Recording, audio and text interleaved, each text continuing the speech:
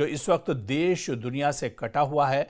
यहाँ न road connectivity है, ना ही नेटवर्क आ रहे हैं, और ऐसे में चंबा में मणिमहेश यात्रा के लिए गए लोग यहां कई दिनों से फंसे हुए हैं, जिनके परिवार परेशान हैं क्योंकि उनसे किसी तरह का कोई संपर्क नहीं हो पाया है।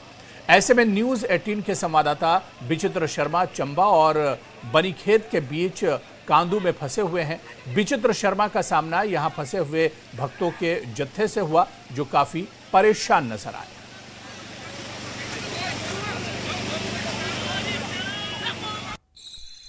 बीते 7 घंटों में जिस तरह से जनपद चंबा में प्राकृतिक आपदा आई और इस त्रासदी ने जिस तरह से तबाही मचाई है, उसने हर किसी को बेचैन कर दिया है।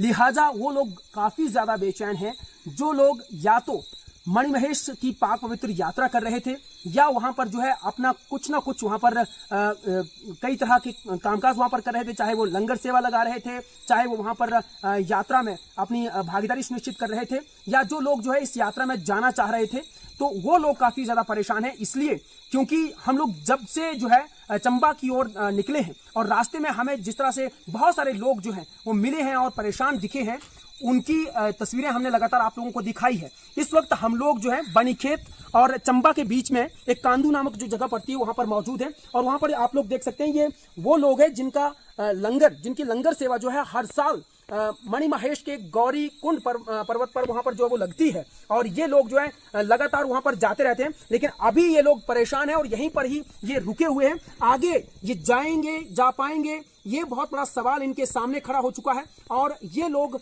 अब बीच मझधार में यहाँ पर फंसे हुए हैं। तो चलिए सीधी बातचीत जो है वो इन लोगों से कर लेते हैं जो कि इस वक्त जो है वो बीच मझधार में फंसे हुए हैं। साहब, क्या शुभ नाम है अपना? मेरा नाम सुखदीप मौर्य है जी। आप हम लोग परवाणु से हैं और पूरी लंगर के संस्था के हम लोग सेवा के लिए ही जा रहे थे। पिछले 2 दिनों से हम लोग परवाणु से चले हुए हैं, और ये कादू की नाम की जगह है जो बनीखेत और चंबा के बीच में है। हम पिछले 2 दिन से इतने परेशान हैं, जगह जगह लैंडस्लाइडिंग है, सड़क चली गई है, पानी नहीं है, लाइट नहीं है, किसी प्रकार की नेटवर्क की कनेक्टिविटी नहीं है, और प्रशासन के इंतजाम जीरो है। किसी भी प्रकार की कोई भी सहायता प्रशासन की तरफ से नहीं हुई। लाखों लोग रास्ते में अटके हुए हैं। कोई जम्मू के हमारे यात्री जाते हैं, वो अटके हुए हैं। और आप देखिए, ये पूरा यहाँ पर अंधेरा है।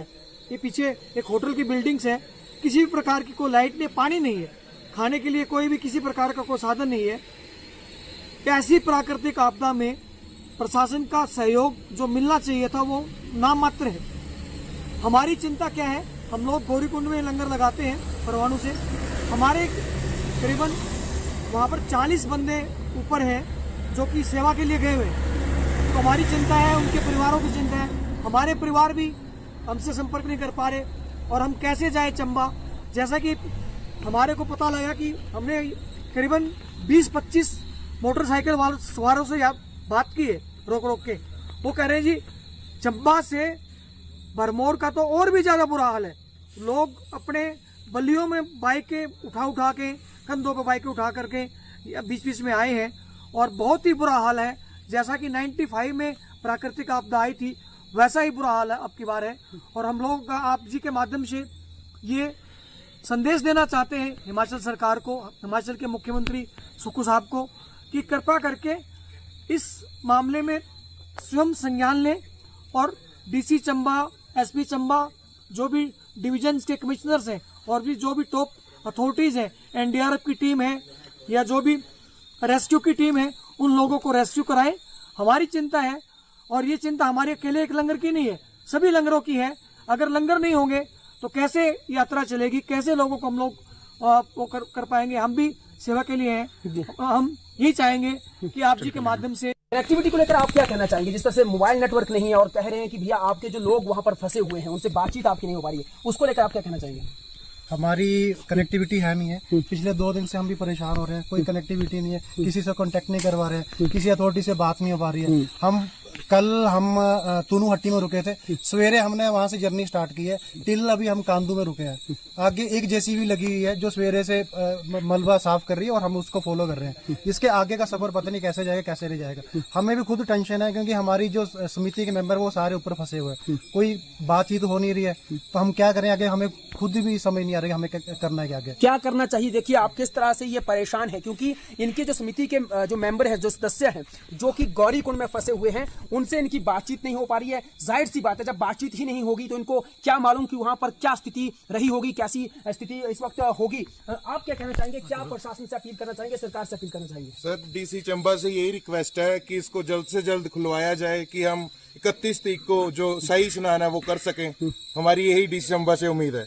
लेकिन जब रोड कनेक्टिविटी नहीं है, मोबाइल नेटवर्क नहीं, बातचीत नहीं हो पा रही है, तो आपको लगता है कि ये संभव है? अगर रोड ही कर चुके होंगे तो उसको कैसे फिर पॉसिबल है कि इस यात्रा को फिर सामान्य किया जाए? ज्यादा से ज्यादा मशीनें लगाई जाएं, सरकार को खुद यहाँ पर आके देख रेख करनी चाहिए, जिससे कि जल्दी से जल्दी यात्रा खुले और लोग दर्शन कर पाए। जी, एक जेसीबी लगी है। आप कुछ कहना चाहेंगे इस यात्रा को लेकर?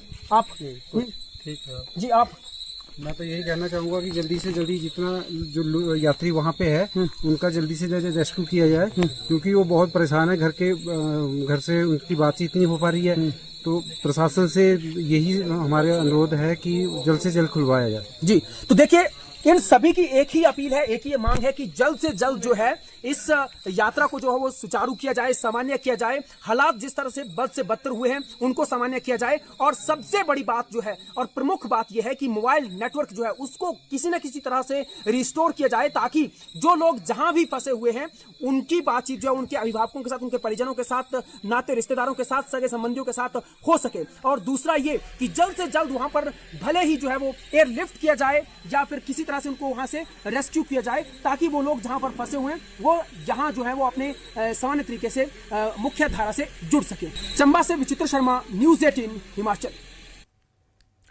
हिमाचल प्रदेश के चंबा में भारी बारिश के बाद मची तबाही की तस्वीरें सामने आई हैं। चंबा के एक गांव से जो तस्वीर निकल कर आई है वो हैरान करने वाली है। नदी में कटाव के चलते एक घर रावी नदी में गिर गया। बताया जा रहा है कि सलून गांव में 9 घर रावी नदी में भूमि कटाव के चलते गिर चुके हैं। हालांकि हादसे से पहले लोगों को जरूर घरों से बाहर निकाल लिया गया था। चंबा में बारिश के चलते मोबाइल सिग्नल गायब होने के बाद एंट्री सर्किल रोमिंग सुविधा लागू हुई है। तो ये तस्वीर आप देखिए किस तरह से जो नदी के किनारे घर बने हुए थे वो भरभरा कर अब कटाव की वजह से एक तरह से नदी में समा रहे हैं।